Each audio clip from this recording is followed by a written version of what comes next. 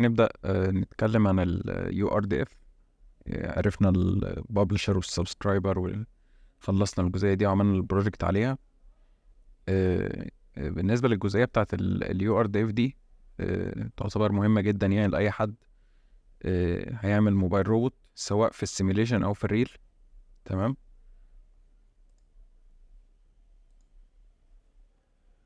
طيب، ايه هو ال URDF أصلا؟ ال URDF دي اختصار لكلمة Unified Robot Description Format. تمام. هو بيبقى عبارة يعني كأن احنا بندسكرايب كده الفورمات بتاع الروبوت ده في فايل. تمام. الفايل ده بيبقى مكتوب بالاكزامل لانجويج، بيبقى باكزامل بيزد فايل. احنا اوريدي شفنا الاكزامل قبل كده في اللانش فايلز، اشتغلنا معاها، يعني يعتبر حاجة بسيطة يعني. بس فاهمين الشكل بتاعها، اللي هو مثلا كنا بنعمل كريت اللانش فايل ونعمل لانش في الاول كده ولانش في الاخر، وبعد كده نحط النودز بتاعتنا اللي بنرنها.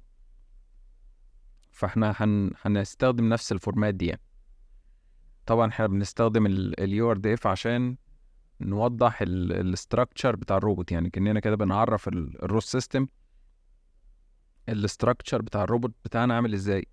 سواء موبايل روبوت او ارم روبوت، لازم يبقى ظاهر للروس سيستم مثلا كل ويل موجودة فين، البيز لينك موجودة فين، واللي هو التشيس يعني بتاعت الروبوت نفسه، والابعاد بتاعتها، السنسورز نفسها موجودة فين.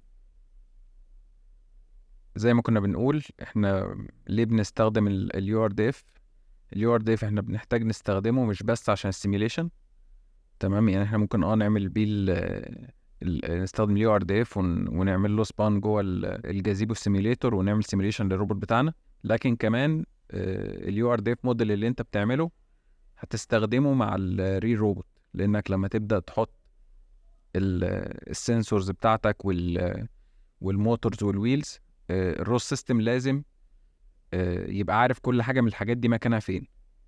وهو عشان يعرف حاجة زي كده دي بتتعمل بحاجة اسمها TF أو الترانسفورميشن. إن هو لو في حد يعني درس روبوتكس أو كده، أو كان عنده مادة روبوتكس، هيبقى سمع عن الترانسفورميشن دي قبل كده. إن أنت تقدر عن طريق الترانسفورميشن إن أنت زي تعمل لكل جوينت، أو تعمل لكل لينك من لينكات الروبوت، تعمل له زي فريم كده. تمام. والفريم ده بيريبريزنت المكان والاورينتيشن بتاعت اللينك ده. تمام. احنا هنعرف الكلام ده بعد كده، يعني في مرة هنوضح فيه اكتر عن الترانسفورميشن.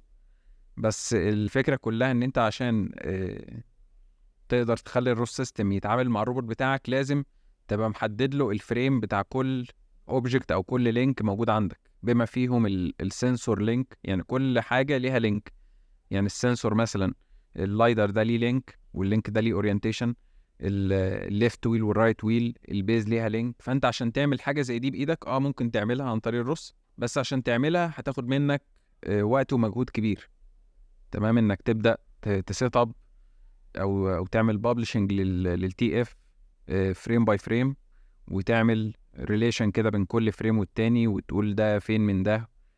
فبدل ما تعمل كل ده، لا، احنا بيجي اليو ار دي اف مجرد ان انت عملت اليو ار دي اف الخاص بالروبوت بتاعك، بيبقى معانا تولز تانية بتعمل بابلشنج للتي اف من اليو ار دي اف ده. بتاخد الفايل اللي انت عامله ده وتعمل من كل لينك انت عامله فريم. تمام. وتعمل بابلشنج للفريمز دي، وهنشوف اوريدي في اخر السيشن دي ازاي الكلام ده بيحصل، او ايه النود اللي احنا بنستخدمها عشان تعمل حاجة شبه كده. فالكلام ده طبعا كله انت محتاجه في الريل غير السيميليشن، عشان الناس بس ما تفتكرش ان اليو ار دي اف دي حاجه للسيميليشن وفي الريل مش هنستخدمها.